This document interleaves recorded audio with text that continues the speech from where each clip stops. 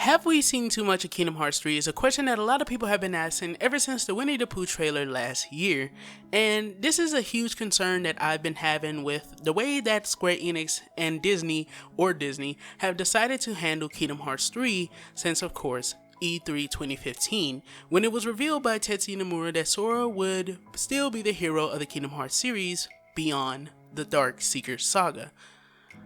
Why, as a writer/director, would you tell people that the hero of the games is going to survive? Just because he's the hero don't mean anything. I remember being a kid, and when a hero died in one of my games, I remember that being like something that stuck with me forever. I couldn't name one for the life of me today because I was super young, but that was something that I felt was gonna stick with me forever. Like the characters dying, I was like, yo, holy shit, I can't believe this happened.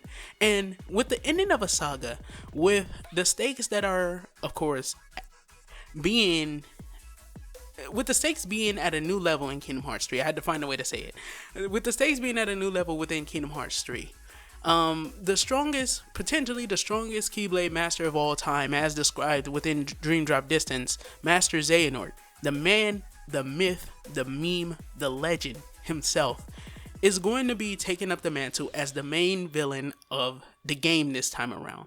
He was the main villain inside of Birth by Sleep, but of course he held back against Terra, and of course we never got to see him truly fight 100%. We did get to see a little bit of what he can do actually as Terranort, but of course that doesn't count also because obviously we're now going to see what the true Master Xehanort can do within Kingdom Hearts 3. But whether or not too much of the game has been shown off is something that I want to talk about here today. I always had a problem with Tetsuya Nomura revealing that Sora would be alive by the end of Kingdom Hearts 3. It just was something that I was like, why would you do this? I can't believe you've done this. And going forward in this video, I want to talk about a little bit of information that we have from the leaks. I will not describe what the leaks are. I will not show you the leaks. Just listen. I'm not gonna leak anything for you, or at least I'm not gonna leak anything for you that wasn't already officially described. Because recently, Tai Yasue said that there will be no surprise worlds within Kingdom Hearts 3. This means that there is no hopping in the gummy ship and traveling around and stuff for hours on end until you finally find, bingo, a world that wasn't announced for Kingdom Hearts 3 within the trailer run for the promotional period for Kingdom Hearts 3. So there won't be no world like that within Kingdom Hearts 3. And this is very disheartening because even if it was just a world that had one space for the secret boss, I still would have rather had that than, of course, not have any kind of secret worlds at all. So right there, even though Tetsuya Nomura had already stated it, we know that there will not be any surprise Disney worlds. We know all of the Disney worlds already. Now, when you take that into consideration, what else did Tetsuya Nomura reveal for us? That, of course, Kingdom Hearts 3 will have less Disney worlds than Kingdom Hearts 2. So if it has less Disney worlds than Kingdom Hearts 2, then hopefully it will make up for the number or the lack of worlds by, of course, original worlds. And so far, we know that we do have, of course, potentially the Destiny Islands. We may visit there since we've seen a new clip of Sora on the Destiny Islands. Potentially we know that the Skylac Island is going to be a gameplay world. We know that, of course, the world that appears to be Kingdom Hearts is going to be a gameplay world. The Keyblade Graveyard is going to be a gameplay world, and we may actually spend some time either within Hollow Bastion, even if it's probably for a little while, or at least in a cutscene, although that isn't going to please people if it's just like a cutscene based world. And the same thing goes for the Land of Departure. If it's just a cutscene based world, then that also isn't going to please people. So we can probably take off 2 off this list, although I do believe that we will visit, of course, the Land of Departure or Castle Oblivion, whichever one you want to call it, or whichever form you think we'll be traversing in. And then, of course, the Realm of Darkness. So pretty much going off of that, I am counting on my finger 6 original worlds. No, because Twilight Town. Okay, so 7 original worlds. So 7 original worlds. And then for Disney worlds, we have Arendelle, we have Caribbean, we have Kingdom of Corona, we have Toy Box, we have San Francisco. So that's already 5. So we're already at 12. And let me see, I'm trying to think. We have Yensid's Tower, Mount Olympus, So I'm thinking I'm getting somewhere around like 14, I'm thinking. So there's like at least about 14 worlds. But the problem with this is that a lot of the Disney original worlds, we will not be revisiting them. And I say a majority because Tetsuya Nomura had already spoken on this, and he said that we will not be revisiting the Disney worlds like we did in Kingdom Hearts 2. In which in Kingdom Hearts 2, if I'm not mistaken, we revisited the Disney worlds we visited the Disney worlds twice each. So each world had a part 1 and a part 2. The part 1 is more so based on the original film, and then the part 2 is based more towards like some original Kingdom Hearts event.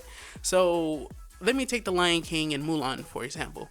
In The Lion King and Mulan, of course, originally you go and you play through the events of the story of the films. And then when you go back, there's a Heartless that's causing a threat to, of course, the world. So when you go back, you have to face some giant Heartless. In Mulan, or Land of Dragons, it was, of course, the dragon. And then, of course, in the Pride Lands, it was the big-ass giant elephant-looking fuck of a Heartless. So you see what I'm saying? There was that situation going on within Kingdom Hearts 2.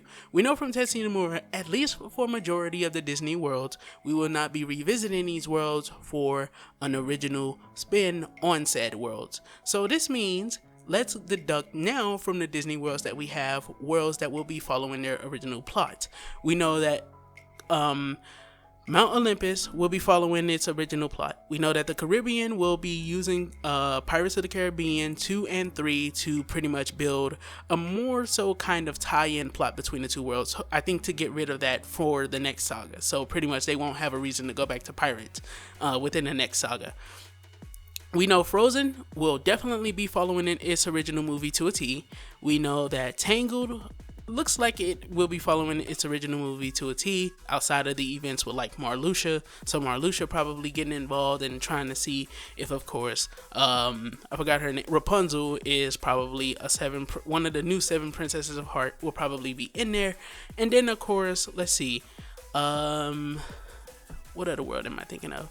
Winnie the Pooh, we're not going to count it. So we already not even going to count like Winnie the Pooh, because obviously Winnie the Pooh is a TV series and a movie, but of course they use it for mini games more so than not. And of course, I'm trying to think. Okay, so Sans Fransokyo is new, and then we have Toy Box, which is going to also have a new spin on. So Monsters Inc. is also going to have a new spin. So that's 3 worlds that are going to have new spins on the films. That's just 3. So we know that at least there's going to just be an interjection for like 5 of the Disney worlds.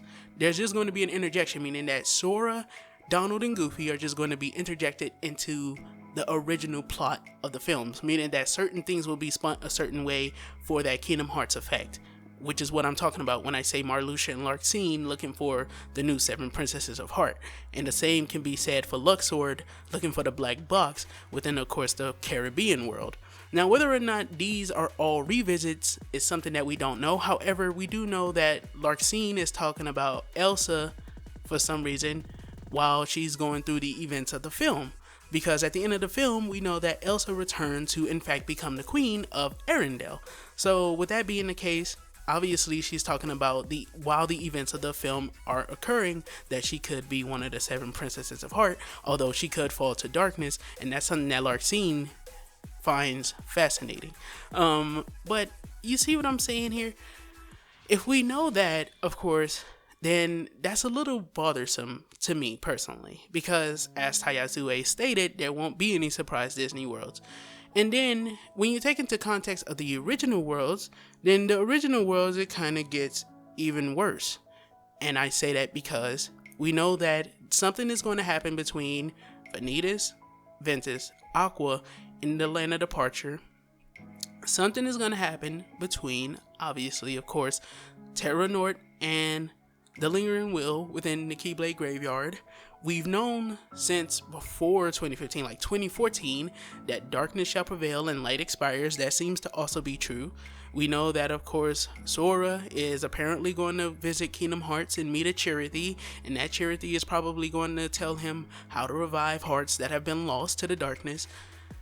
And it just seems like, and recently they shown us that everyone will get taken away from Sora. So the idea of what was on the chessboard actually being how events are going to play out That's exactly what's going to play out.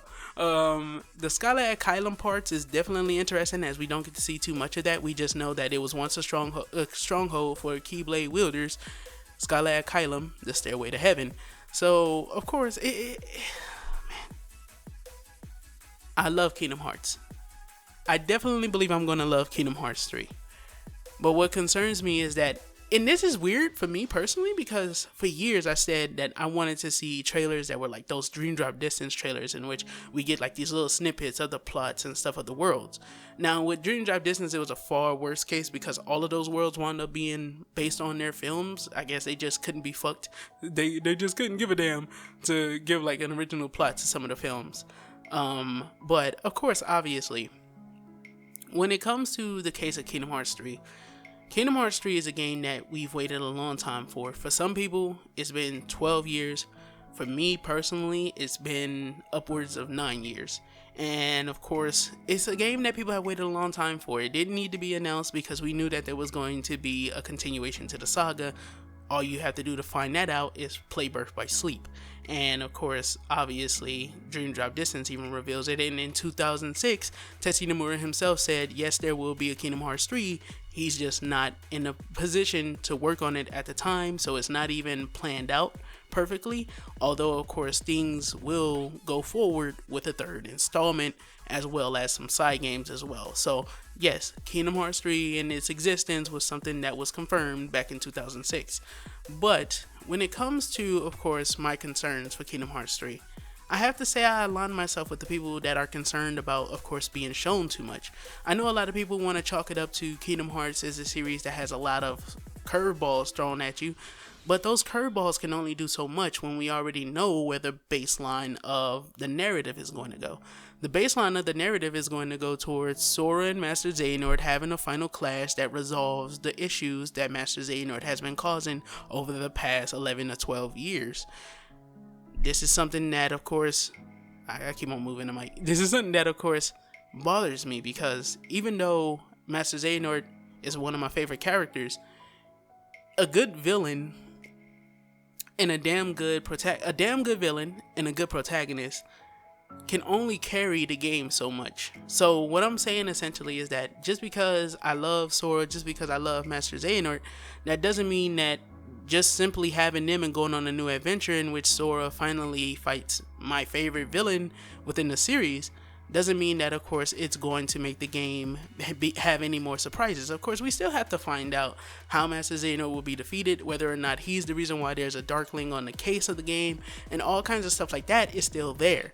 But when it comes to the originality of the worlds, no revisits, meaning that there's no original spin on the films and stuff for each individual world, it's just a little weird, man. It's just a little weird. And the leaker, this is where you can click off at if you don't want to see the leaks, hear about anything from the leaks. If you don't want to do that, click off here. I'll give you another 5 seconds.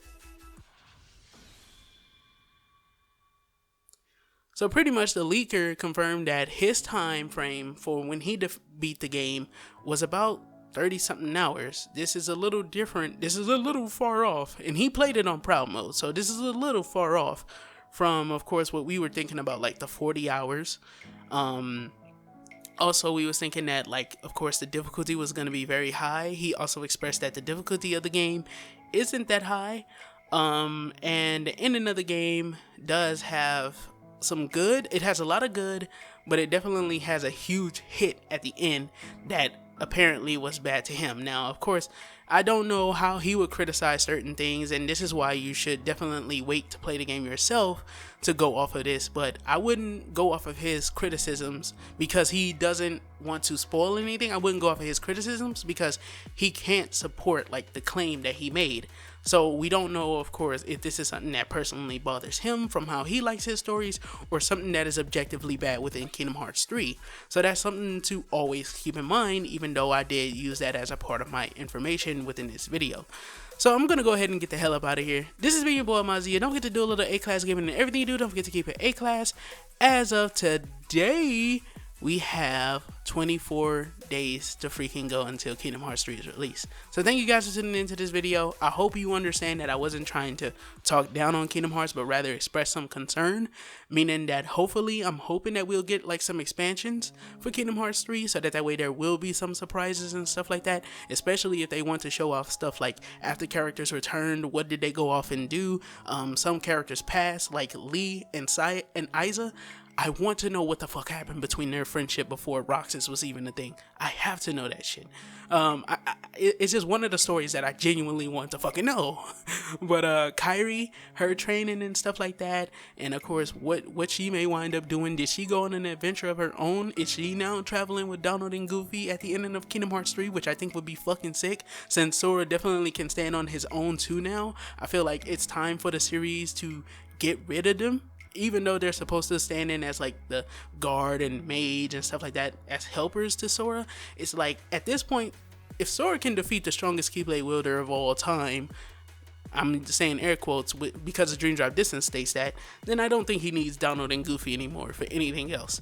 So thank you guys for tuning into this video. I hope you guys understand what I was trying to lay out here in this video, and I'll catch you guys in the next one. Peace the heck out.